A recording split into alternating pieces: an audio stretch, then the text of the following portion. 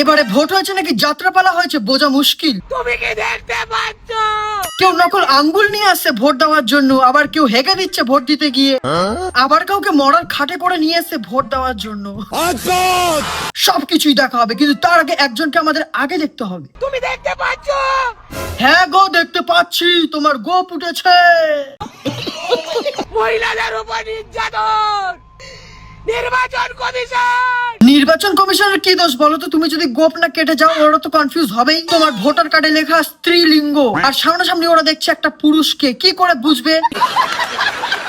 দেখো একজন মহিলা সাংসদকে। কাকিমা গাড়িতে বসে না চিনলে বাড়ি গিয়ে তাড়াতাড়ি গোপটা কেটে এসো, তারপরে তোমাকে কেউ বাধা দেবে না ভোট দিতে।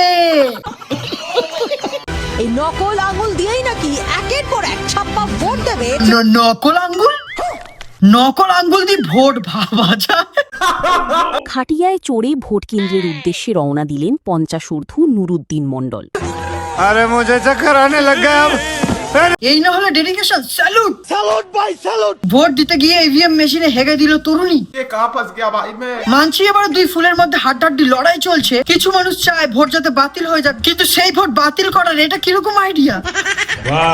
ইভিএম মেশিনে আতর, মারাত্মক অভিযোগ বিধানসভা কেন্দ্র। দেখো কাণ্ড, আবার এই চাচা আতর ঢেলেছে। তো প্রথমে বলে আতর ঢালে কি হয়? আতর ঢালে ইভিএম মেশিনটা ক্ষতিগ্রস্ত হয়। মানে ধরো যেই প্রথমে আমি আতরটা ঢালবো সেই প্রথমটা জামও হয়ে যেতে পারে, কাজও না হতে পারে। কথায় আছে না, ভালো কাজে বুদ্ধি না লাগলেও চুরিতে বুদ্ধি ঠিকই লাগে।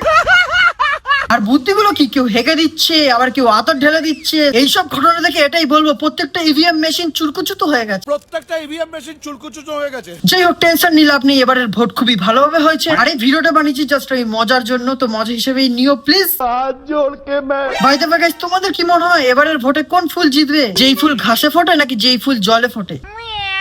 তো ভিডিওটা এখানে এন্ড করছি। নেক্সট ভিডিওতে দেখা হচ্ছে। ততক্ষণে যদি তোমরা ভালো থাকো, সুস্থ থাকো, আমার ভিডিও দেখতে থাকো। বাই।